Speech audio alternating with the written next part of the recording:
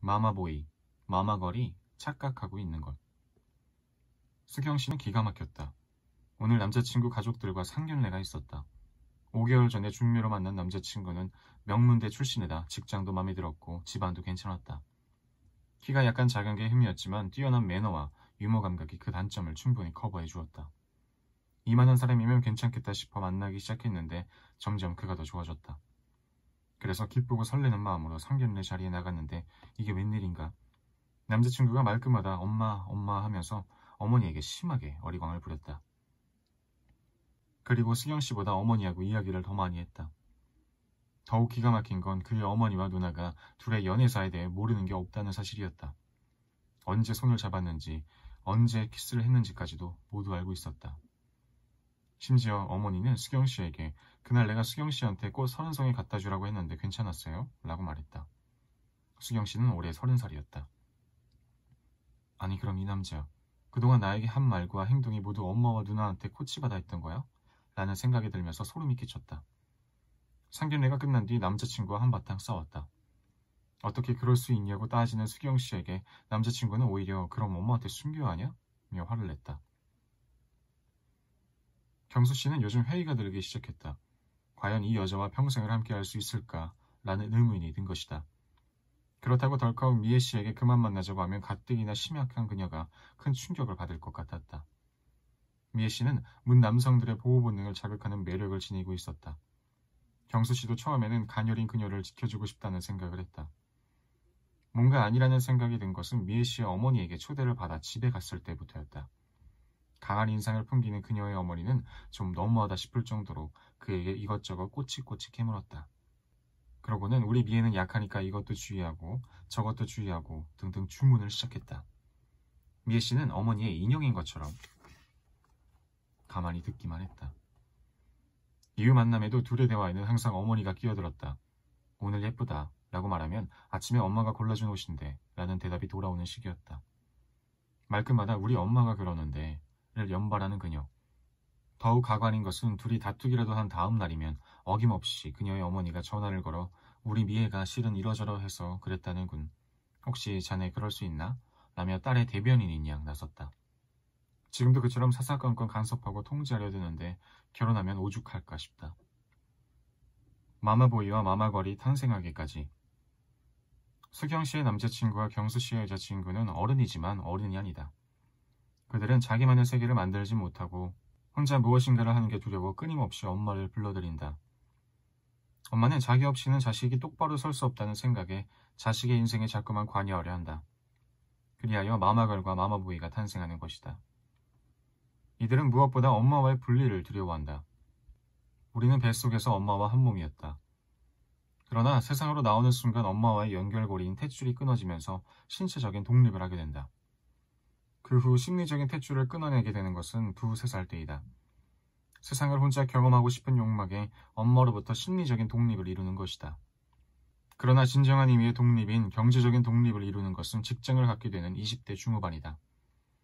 그런데 마마걸과 마마보이들은 독립하기를 두려워한다. 이들의 자아는 혼자 설 수 있을 만큼 강하지 못하다. 그래서 자기를 붙들어줄 수 있는 일종의 보조자를 필요로 한다. 이들의 자아가 약해진 데는 이들의 엄마가 한 몫을 한다. 우리는 모두 엄마와 화해 시기를 거친다. 화해 시기란 완전한 분리로 가기 위한 과도기로서 아기가 엄마로부터 떨어졌다, 붙었다 하는 행동을 반복하는 시기를 말한다. 그런데 마마걸과 마마보이를 만드는 엄마는 자신의 갈등으로 인해 아기를 제대로 돌보지 않는다든지 아니면 너무 붙어서 아이에게 자율성 자체를 주지 않는다든지 혹은 순전히 자기 자신의 감정에 따라 아이에게 무관심과 애정을 변덕스럽게 준다. 그러면 그 아기는 엄마와 떨어지면 불안해서 한시도 살 수 없게 된다. 한편 교육은 받았지만 여성의 사회 진출이 힘들었던 시대에 자라난 여성들은 처음부터 직장에 다니지 않았거나 임신과 동시에 직장을 그만두어야 했다. 가족과 자녀를 위해 자신이 품은 원대한 꿈을 포기해야만 했던 것이다. 중요한 것을 포기한 그들은 그 대가로 무엇인가를 받고 싶어 했다. 자식의 성공이 바로 그것이다. 이제 그들은 아이의 성공을 통해 자신의 인생이 성공했음을 인정받기 위해 여기저기 뛰어다닌다. 아이의 특성과 요구를 고려할 필요는 없다. 무슨 수를 쓰더라도 대학을 잘 보낸 성공한 엄마가 되어야 한다. 그들은 아이에게 뛰어난 학업 성적과 성공을 요구한다. 자신이 시키는 대로만 하면 성공할 수 있다고 하면서 말이다. 아이는 엄마가 시키는 대로 해서 성적을 잘 받아 엄마를 기쁘게 해야만 한다. 그러는 사이 아이는 스스로 생각하고 결정할 힘을 잃어버린다. 결국 엄마 없이는 아무것도 못하는 반쪽짜리 성인이 되고 만다. 그러고는 이렇게 말한다. 저는 늘 남들이 해내지 못하는 특별한 일을 해야 한다는 강박관념에 시달려요. 하지만 그게 진정 나를 위한 것인지는 잘 모르겠어요. 요즘에는 헬리콥터맘까지 등장했다고 한다. 헬리콥터맘이란 자녀를 위해 헬리콥터처럼 학교 주변을 맴돌며 사사건건 학교 일에 간섭하는 엄마들을 가리킨다. 자녀의 숙제와 점심 메뉴까지 신경 쓰는 그들의 눈부신 활약은 거기서 그치지 않고 자녀의 취업과 직장 생활로까지 확대된다. 이를테면 사회 경험이 없는 딸보다는 내가 낫지 않겠느냐며 딸 대신 취업 박람회를 쫓아다니고 취업 담당자에게 전화를 걸어 자신의 아들보다 아들의 장점을 더 잘 아니까 자신의 면접을 보면 안 되겠냐고 통사정을 한다. 딸의 직장 상사에게 다른 자리로 배치해달라고 말하는 부모, 아들을 매일 출퇴근시키는 부모도 있다. 그뿐만이 아니다. 자녀가 결혼 후 고생하는 것 같다 싶으면 뭐하러 참아? 네가 뭐가 부족하다고. 절대 참지 마. 하며 이혼을 부추긴다. 그러니 의존적이고 혼자서는 아무것도 못하며 조그만 좌절도 견디지 못하고 인생의 목표를 상실한 캥거루족의 대부분이 마마걸, 마마보이임은 어쩌면 당연한 현상이다. 내 생각이 맞아? 마마걸과 마마보이는 자신의 생각이나 느낌에 확신을 갖지 못한다. 마치 어릴 때 꽃을 보면 엄마, 예쁘지? 하고 엄마의 동의를 얻어야 했던 것처럼 항상 누군가 옆에서 확인을 해주어야 비로소 안심한다. 드라마를 보면서 저들이 서로 사랑하는 것 같은데 그게 맞는지 옆 사람에게 물어봐야 할 정도로 자신의 느낌에 확신을 갖지 못하는 것이다. 이들은 자신의 결정에도 확신을 가지지 못한다. 어릴 적 시험 문제지에 답을 적은 다음 맞는지 틀리는지 엄마가 확인해 줄 때까지 조마조마하게 있었던 것처럼, 그리고 틀려서 엄마에게 야단 맞으면 어떻게 하나 불안해했던 것처럼 이들은 다 자란 성인이 되었어도 직장에서 스스로 결정을 내리는데 많은 어려움을 느낀다. 그래, 이게 맞는 거다. 난 엄마의 확인 도장이 필요한데 엄마가 없는 상황에서 사회 초년생인 그들은 스스로 책임져야 하는 일들이 버겁게만 느껴지는 것이다. 그들이 엄마 품 안에서도 행복하지 못한 이유. 엄마를 죽여버리고 싶다는 생각이 들었어요. 언젠가 29살의 여성이 나를 찾아와 한 말이다. 그녀는 이 말을 내뱉을 때 몸을 부르르 떨며 몹시 고통스러워했다. 자신을 너무나 사랑하는 엄마한테 왜 그런 감정을 느꼈는지 모르겠다며 눈물을 흘리기도 했다. 아마도 그녀는 엄마의 안녕과 행복을 위해 자신이 반드시 필요한 존재라고 생각했을 것이다. 그녀의 엄마는 딸이 혼자서 절대로 중요한 결정을 내릴 수 없으며 늘 자신의 지원과 도움이 필요하다고 믿었을 것이다. 그들은 보나마나 서로에게 제일 친한 친구로서 서로의 일을 낱낱이 꿰고 있으며 신체적인 비밀이나 감정적인 비밀이 전혀 존재하지 않았을 것이다.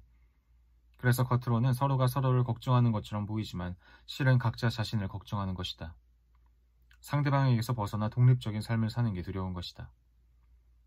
마마걸과 마마보이는 부모에게 의존하면서도 자신의 독립을 방해하는 부모에게 강한 분노를 느낀다. 왜냐하면 자율성을 갖고 싶은 것은 인간의 본능이기 때문이다.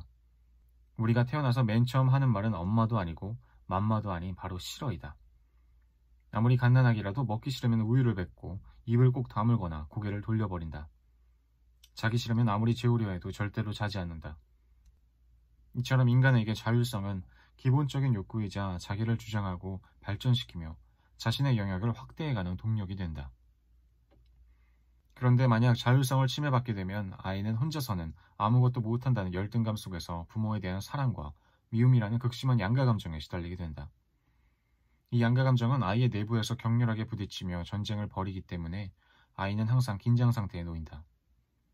이제 아이는 자신을 꼼짝 못하게 하는 부모에 대한 원망과 의존 사이에서 갈등하며 괴로워한다. 그 분노가 심하면 앞의 환자처럼 부모를 죽이고 싶다는 충동에 시달리기도 한다. 즉 마마보이나 마마걸은 자율성을 잃어버릴 뿐 아니라 부모에 대한 양가 감정의 갈등에 너무 많은 에너지를 쏟아 정작 자신의 행복이나 성숙을 위해 쓸 에너지는 별로 남아있지 않게 된다. 따라서 그들은 엄마와 같이 있어도 행복하지 못하다. 엄마로부터 독립하지 못하고 엄마의 통제 속에서 갈등하는 사람들에게 부모로부터 벗어나지 못하는 이유를 물으면 그들은 대부분 효도를 그 이유로 든다. 어떻게 부모의 뜻을 거역하느냐는 것이다. 청춘과 꿈을 다 포기한 채 자신만 바라보며 살아온 엄마에게 효도는 못할 망정 모른 척할 수 없다는 말도 한다. 그러면 난 이런 말을 해준다. 이 세상의 모든 어머니는 자식을 위해 살아요. 세상에 그렇지 않은 어머니가 어디 있겠어요. 그리고 어머니가 일방적으로 당신을 위해 희생만 한 것은 아니에요. 당신이 태어남으로써 그리고 바르게 자라줌으로써 당신은 어머니에게 세상에서 가장 귀한 기쁨과 행복을 드린 겁니다. 어머니는 당신이 행복해지길 바라며 당신을 기르셨어요.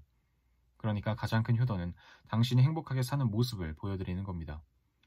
그리고 당신이 할 수 있는 한도 내에서 어머니를 보살펴드리고 어머니에게 감사하는 마음을 잊지 않는 겁니다. 어머니로부터 받은 사랑은 당신의 자식에게 물려주세요. 그게 바로 효도입니다. 마마걸, 마마보이들이여. 우리는 부모의 몸을 빌려 이 세상에 태어났다. 그러나 우리는 부모와는 다른 영혼을 가진 독립된 존재이다. 그러므로 부모와의 인연을 소중하게 여기고 나를 위해 온갖 고생을 마다하지 않은 부모에게 감사하는 마음을 갖는 것, 그리고 독립된 성인으로 우뚝 서서 행복하게 살아가는 모습을 보여드리는 것이 진정한 효도이다. 오늘은 여기까지 읽겠습니다. 오늘도 수고하셨습니다. 감사합니다. 안녕히 주무세요. 잘 자요.